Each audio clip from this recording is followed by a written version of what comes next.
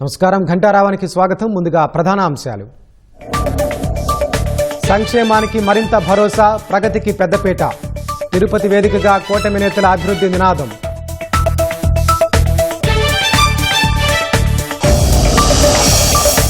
గొడ్డలి పార్టీకి పాయిజన్ తప్ప విజన్ లేదన్న చంద్రబాబు. 2 ఏళ్ల వృద్ధిని కాలరెగరేసి చెప్పాలని శ్రేణులకు పిలుపు. గాడి తప్పిన పాలనను పునరుద్ధరించామన్న పవన్. రెడ్ బుక్ పని చేసుకుంటూ వెళ్తుందన్న లోకేష్.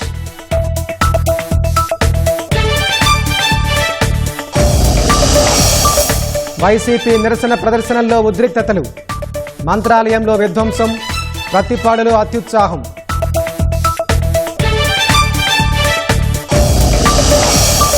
పారిశ్రామిక సంస్థలు బల్క్ పాయింట్ల వద్దే డీజిల్ కొనాలన్న కేంద్రం. 90 రోజుల పాటు ఆంక్షలు అమల్లో ఉంటాయని వెల్లడి.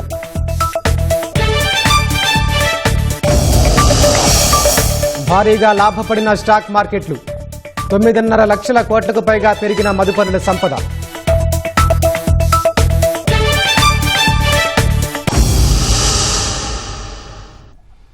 రెండు 2019లో వైసీపీ హామీలు, 2024లో కూటమి హామీల అమలుపై చర్చకు సిద్ధమని ముఖ్యమంత్రి చంద్రబాబు సవాల్ విసిరారు. 2 ఏళ్ల ప్రగతిని కాలరెగరేసి చెప్పాలని కూటమి నేతలకు, కార్యకర్తలకు పిలుపునిచ్చారు. కూటమి పాలన, ఐక్యత కొనసాగితేనే అభివృద్ధి కొనసాగుతుందని స్పష్టం చేశారు. గొడ్డల పార్టీకి పాయిజన్ తప్ప విజన్ లేదని, దగ్గరికి వెళ్తే ఆ విషం ఎవరినైనా దహించి వేస్తుందని వ్యాఖ్యానించారు. రాష్ట్రంలో కూటమి ప్రభుత్వం ఏర్పడి 2 ఏళ్లు పూర్తయిన సందర్భంగా తిరుపతి సమీపంలోని దామినేడులో విజయోత్సవ సభ నిర్వహించారు. సీఎం చంద్రబాబు, ఉప ముఖ్యమంత్రి పవన్, బీజేపీ రాష్ట్ర అధ్యక్షుడు మాధవ్, లోకేష్ సహా మంత్రులు, ఎమ్మెల్యేలు పాల్గొన్నారు. 2 ఏళ్లలో చేపట్టిన అభివృద్ధి, సంక్షేమ కార్యక్రమాలను సీఎం వివరించారు. సాధ్యమైనంత వరకు అన్ని పనులు చేసి మా నిజాయితీని నిరూపించుకుంటున్నామని చెప్పారు. రాష్ట్రాన్ని తాకట్టు పెట్టిన వాళ్లకు మాట్లాడే హక్కు లేదని తేల్చి చెప్పారు. రాత్రికి రాత్రే అన్నీ జరిగిపోవన్న చంద్రబాబు కేంద్రం సహకారంతో రాష్ట్రాన్ని మళ్లీ గాడిలో పెట్టామన్నారు. జగన్ మావిగన్ ప్రతిపాదనను దుయ్యబట్టారు. 3 ముక్కలాటాడి ప్రజల్లో చిచ్చు పెట్టే ప్రయత్నం చేశారు. అమరావతి పైన ఓసరవిల్లి రాజకీయాలు. ఇప్పుడు మావిగన్ అంటాడు. మావిగనో వాటిగనో నాకు తెలియదు. రోడ్డు మీద కట్టేస్తే అది రాజధాని అయిపోతుందని. ప్రజా రాజధాని అమరావతి, ప్రపంచంలోనే మేటైన రాజధాని అమరావతి, ఎవ్వడు ఆపలేడు. నేను గర్వంగా చెప్తాను. ఆ రోజు ఈ రోజు ప్రజలందరూ కూడా శాంతియుతంగా ఉండగలుగుతున్నారంటే, మీ ఆస్తులకు రక్షణ ఉందంటే అది ఎన్డీఏతోనే సాధ్యమైందని మరొకసారి మీకు విజ్ఞప్తి చేస్తున్నా. డబ్బులు ఎక్కువ ఉన్నాయి, మా ఆలోచనలను తీర్చేమంటే భవిష్యత్తుకు ఉపయోగపడి చెప్తున్నాను తప్ప ఇప్పటికెప్పుడే నిలదొక్కోలేకపోతే నడవలేం. ముందు నిలబడాలి, నడవాలి. నిన్నటి వరకు వెంటిలేటర్ పైన ఉండే వాళ్ళకి ఆక్సిజన్ ఇచ్చి బయట తీసుకొచ్చాం. సుస్థిర పాలనతో పెట్టుబడిదారుల్లో నమ్మకాన్ని తిరిగి నిలబెట్టామని సీఎం స్పష్టం చేశారు. 3 ప్రాంతాల్ని సమానంగా అభివృద్ధి చేస్తున్నామని, హార్టికల్చర్ హబ్తో రాయలసీమ రూపురేఖలే మారబోతున్నాయన్నారు. కొంతమంది మాట్లాడుతున్నారు, ఏ పని కూడా ఒక ఇండస్ట్రీ వస్తే ఆ రోజే రాదు. ఎంత పరిగెత్తిచ్చినా కొంత టైం పడుతుంది. ఒకప్పుడు పెట్టుబడిదారులు రాష్ట్రానికి రామని శపథం చేశారు. మళ్ళా నమ్మకాన్ని కల్పించాం. కేంద్రం కూడా సహకరించింది. ఒక సుస్థిరమైన ప్రభుత్వాన్ని ఇచ్చాం.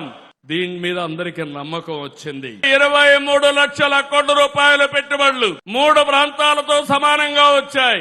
అన్ని జిల్లాలకు వస్తున్నాయి. జొన్నవాడలో బంగారు కూడా లభించే పరిస్థితి వచ్చింది. స్వర్ణాంధ్రప్రదేశ్ నాంది రాయలసీమలో బంగారు గని అని చెప్పి కూడా నేను మీకు తెలియజేస్తున్నా. Next month Rayalaseema steel plant కూడా ప్రారంభించి 2028కి పూర్తి చేస్తాం. హందిని నీవా పూర్తి చేసి కుప్పానికి తీసుకొచ్చాం. ఈ సంవత్సరం మళ్లీ కళ్యాణ డ్యాముకు నీళ్లు తీసుకొచ్చి శ్రీశైలం మల్లన్నని, తిరుపతి వెంకన్నని కలుపుతామని మరొక్కసారి విజ్ఞప్తి చేస్తున్నా. గొడ్డలి పార్టీ ఫేక్ న్యూస్ తో కుట్రలు చేస్తోందని చంద్రబాబు ధ్వజమెత్తారు. కూటమి నేతలు అధైర్యపడొద్దని, రాష్ట్రం కోసం ఐక్యంగా సాగాలని పిలుపునిచ్చారు. కూటమి ఐక్యత కోసం జిల్లా, నియోజకవర్గ స్థాయిలో సమావేశాలు నిర్వహించాలని నిర్దేశించారు. గొడ్డలి పార్టీకి గోల్ లేదు, విజన్ లేదు, వాళ్ళది అంతా పాయిజన్ మైండ్. దగ్గరికి పోతే ఆ విషయం మనలో కూడా దహించి వేస్తుంది. ఇక్కడుండే ఎన్డీఏ లీడర్స్ కి రాష్ట్రం ఫస్ట్. గుజరాత్ లో 35 ఏళ్లుగా బీజేపీ ఉంది. ఢిల్లీలో 3వ సారి, 4వ సారి కూడా రాసి పెట్టుకోండి, బీజేపీనే వస్తుంది. ఆంధ్రప్రదేశ్ లో కూడా ఎన్డీఏ రావాలి. అప్పుడే అభివృద్ధి ఆటోమేటిక్ గా జరుగుతుంది. అధికార యంత్రాంగాన్ని కూడా కోరుతున్నాను, 2 ఏళ్ల తర్వాత ఫలితాలు చూస్తున్నాం. ఎక్కడైనా అధికార యంత్రాంగం కూడా తప్పు చేస్తే వాళ్ళని కూడా శిక్షిస్తాం. మన వాళ్ళు కూడా ఎవరైనా తప్పు చేస్తే వాళ్ళని దూరంగా పెట్టడానికి కూడా ఎన్డీఏ వెనుకాడదని మరొక్కసారి మీ అందరికీ విజ్ఞప్తి చేస్తున్నా. 2019లో గొడ్డలి పార్టీ ఇచ్చిన హామీలు, 2024లో ఎన్డీఏ పార్టీ ఇచ్చిన ఎలక్షన్ మేనిఫెస్టో అమలు చేసిన విధానం చర్చించడానికి ఎక్కడైనా సరే నాతో సహా గ్రామంలో ఉండే మా కార్యకర్త కూడా సిద్ధమే. ఎన్డీఏ కార్యకర్తలు ఎవ్వరు కూడా ధైర్యపడకుండా జాతీయ స్థాయిలో 5 అవార్డులు గెలుచుకున్నందుకు పంచాయతీరాజ్ శాఖ మంత్రి పవన్ ను, పెట్టుబడుల సాధనకు కృషి చేస్తున్నందుకు లోకేష్ ను వేదిక నుంచి చంద్రబాబు అభినందించారు. కూటమి ప్రయాణం కేవలం ప్రభుత్వ ఏర్పాటు కోసం కాదని, జాతి నిర్మాణం కోసమని ఉప ముఖ్యమంత్రి పవన్ కళ్యాణ్ స్పష్టం చేశారు. రాబోయే తరాలకు బలమైన వ్యవస్థలను అందించడం, వచ్చే తరాలకు ఉపయోగపడేలా నిర్ణయాలు తీసుకోవడమే సుస్థిరాభివృద్ధి అని తేల్చి చెప్పారు. 2 ఏళ్ల పాలనలో వైసీపీ హయాంలో ధ్వంసమైన వ్యవస్థలను పునరుద్ధరించామని పవన్ తెలిపారు. తెలుగు రాష్ట్రాలు మరింత బలపడాలంటే కుల, ప్రాంతీయ తత్వాల నుంచి బయటపడాలని పిలుపునిచ్చారు.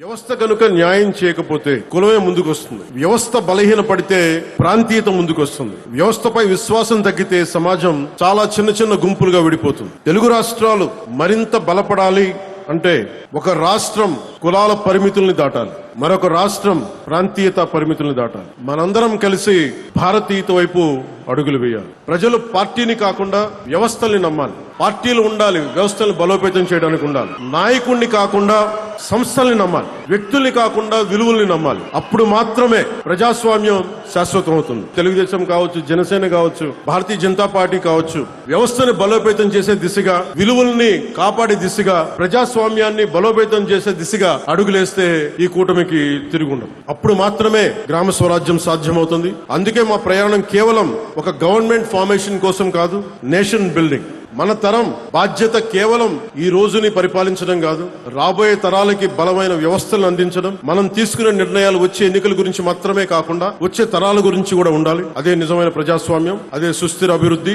ఈ బాధ్యతను నిర్వర్తించే సంకల్పంలో బాధ్యతతో కూడిన అభివృద్ధి యాత్రను ముందుకు తీసుకెళ్తామని తెలియజేసుకుంటూ జయ భారత్, జయ హింద్. 2 ఏళ్ల కూటమి పాలనకు ఎన్ని ట్యాగ్ లైన్లు ఇచ్చినా తక్కువేనని బీజేపీ రాష్ట్ర అధ్యక్షుడు మాధవ్ అన్నారు.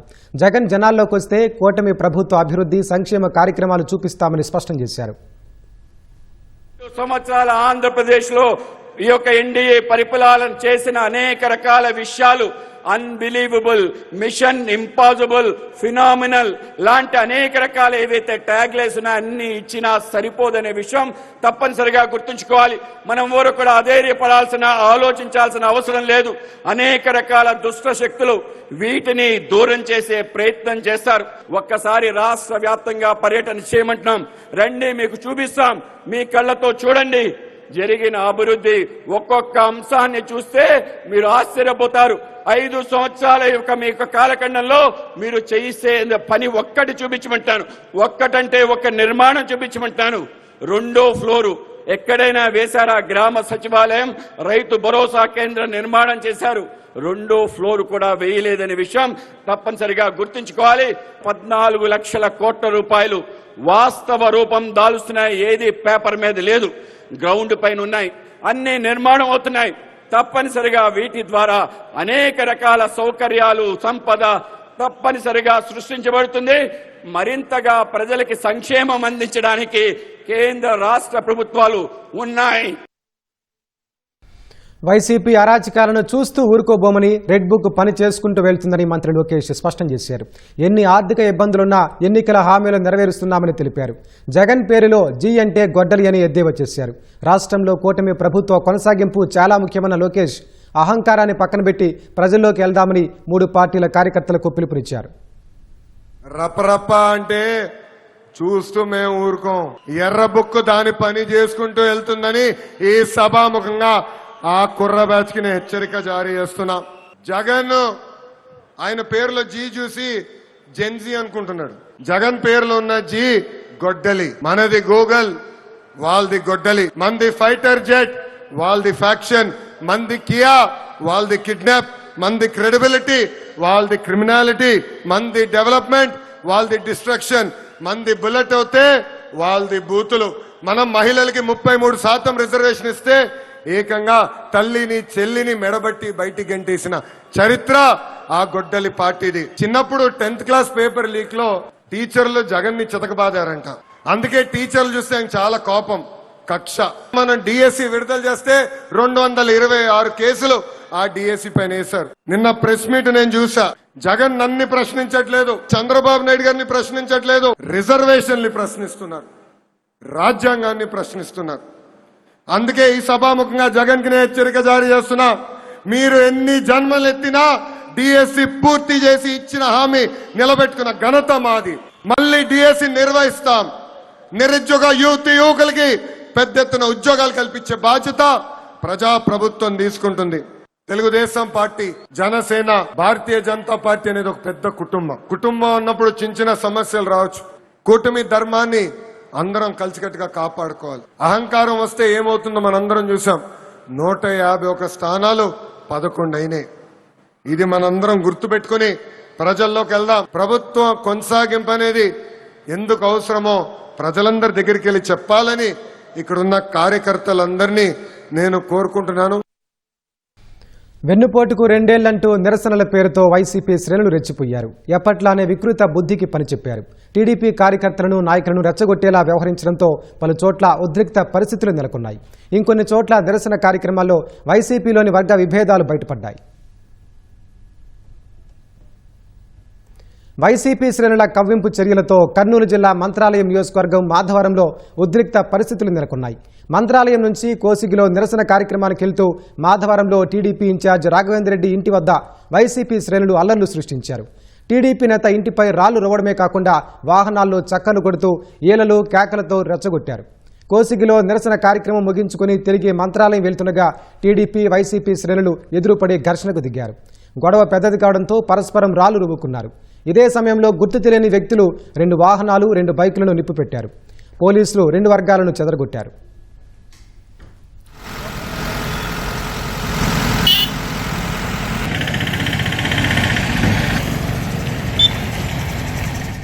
ఎన్టీఆర్ జిల్లాలో వైసీపీ శ్రేణుల అత్యుత్సాహం అపశృతికి దారితీసింది. ఆర్డీఓ కార్యాలయం వద్ద నిరసన పేరుతో వైసీపీ నాయకులు దున్నపోతును తీసుకురాగా అది బెదిరిపోయి మనుషులపైకి దూసుకెళ్లింది. ఎమ్మెల్సీ మండితోక అరుణ్ కుమార్ దున్నపోతు వద్ద నిరసన తెలుపుతుండగా అది ఒక్కసారిగా దూసుకొచ్చింది. దున్నపోతు పొడవడంతో పలువురికి గాయాలయ్యాయి.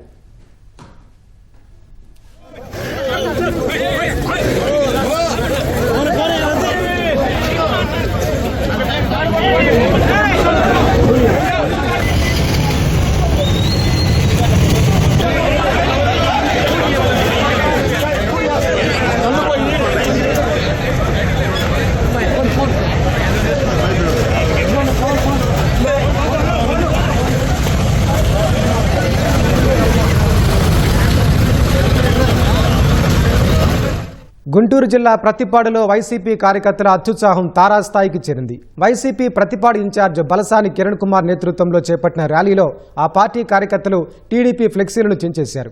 రోడ్లపై బైఠాయించి హడావిడి చేశారు. పోలీసులతో వాగ్వాదానికి దిగారు. తాడికొండలోనూ వైసీపీలో వర్గపోరు బయటపడింది. Party incharge Vanama Balavajrababu alias diamond బాబుకు సొంత పార్టీ కార్యకర్తల నుంచే తీవ్ర నిరసన వ్యక్తమైంది. గ్రామ పార్టీ అధ్యక్ష పదవి నియామకంలో అన్యాయం జరిగిందంటూ కార్యకర్తలు తాడికొండ చింతచెట్టు సెంటర్ వద్ద ప్లకార్డులతో ఆందోళన చేపట్టారు.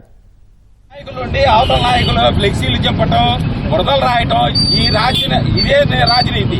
అదొకటి. వీడు గొడవలు సృష్టించడానికి వస్తున్నారు ప్రతివాడు, ధర్నాలు చేయడానికి గుర్తింపు కోసం వస్తున్నారా, దేనికోసం వస్తున్నారు?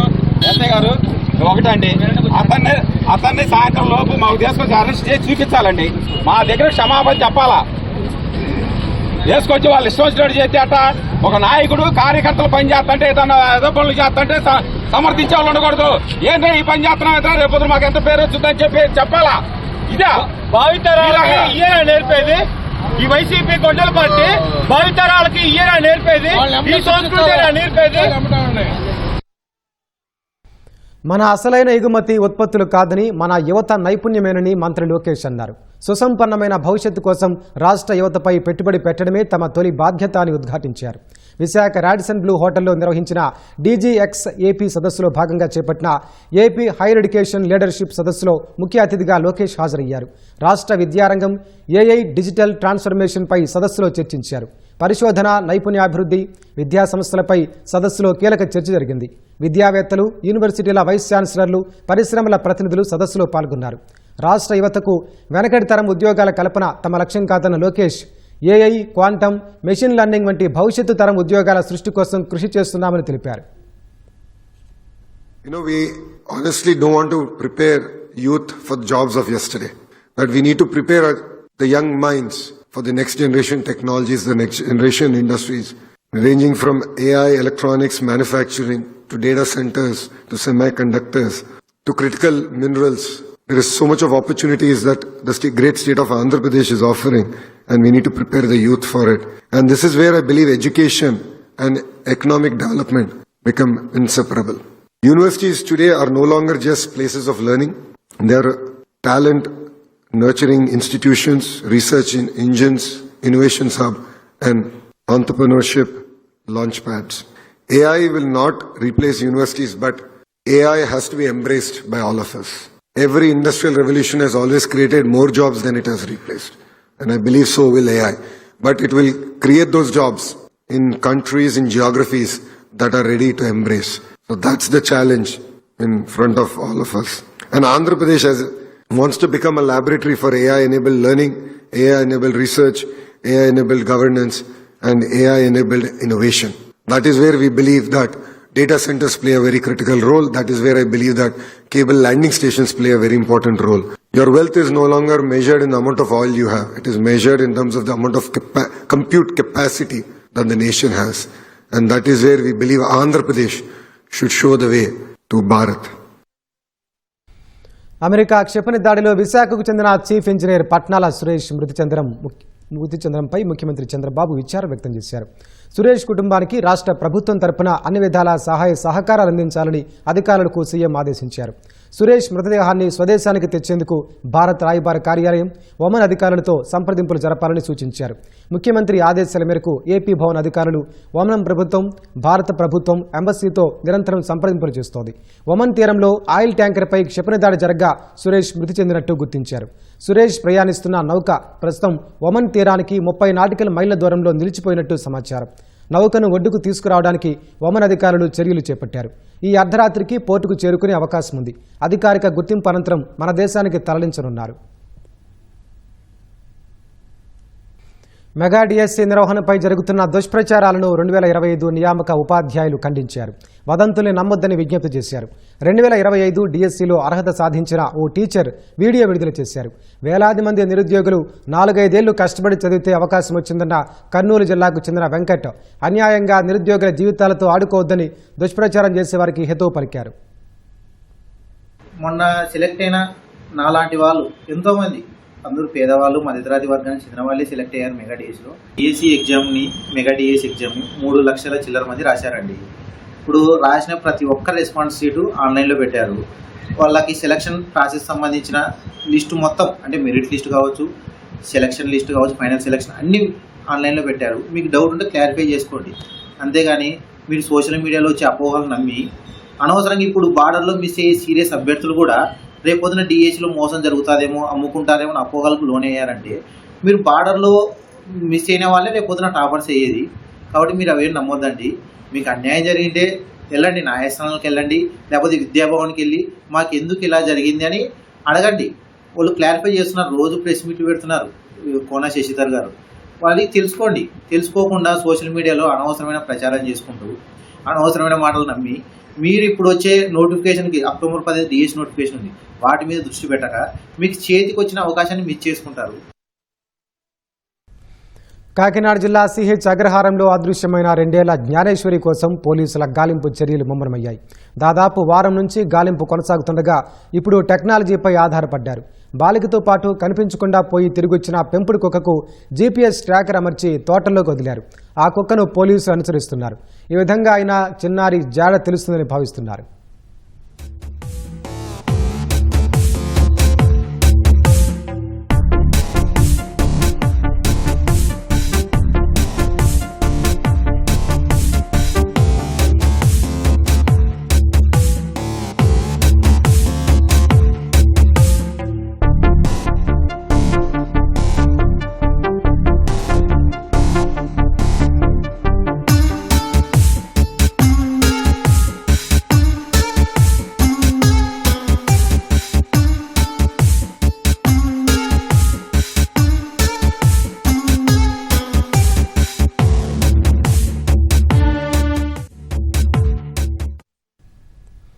దేశంలో ఇంధన కొరత ఏర్పడకుండా చూసేందుకు కేంద్ర ప్రభుత్వం చర్యలు తీసుకుంది. పెట్రోల్ బంకుల్లో ఒక వాహనానికి రోజుకు గరిష్టంగా 200 లీటర్ల డీజిల్ను మాత్రమే విక్రయించాలని తెలిపింది.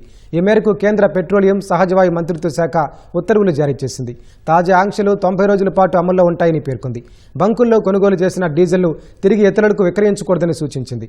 రిటైల్ బంకుల్లో వాణిజ్య రవాణా వాహనాలకు మాత్రమే డీజిల్ నింపాలని తెలిపింది.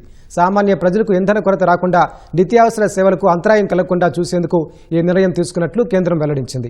సాధారణంగా అధిక మొత్తంలో ఇంధనాన్ని వినియోగించే సంస్థలు తమ సొంత పంపులు లేదా కంపెనీ నుంచి డీజిల్ను కొంటాయి. అయితే పశ్చిమాసియా సంక్షోభంతో పరిశ్రమలు వినియోగించే డీజిల్ ధరను చమురు సంస్థలు అమాంతం పెంచేశాయి. సాధారణ వినియోగదారుల కోసం ఉద్దేశించిన ఇంధనాన్ని పారిశ్రామిక సంస్థలు కొనుగోలు చేస్తుండటంతో పెట్రోల్ డీజిల్ కొరత ఏర్పడుతోంది. పెట్రోల్ బంకుల్లో లీటర్ డీజిల్ ధర 95.20 రూపాయలు ఉండగా బల్క్ ధర 134.50 పలుకుతోంది. ఈ ధరల వ్యత్యాసాన్ని ఆసరాగా చేసుకుని టెలికాం టవర్లను నిర్వహించే కంపెనీలు, ఇతర పారిశ్రామిక సంస్థలు రిటైల్ బంకుల్లో డీజిల్ కొంటున్నాయి. వీటిని అరికట్టేందుకు కేంద్రం తాజా చర్యలు చేపట్టింది.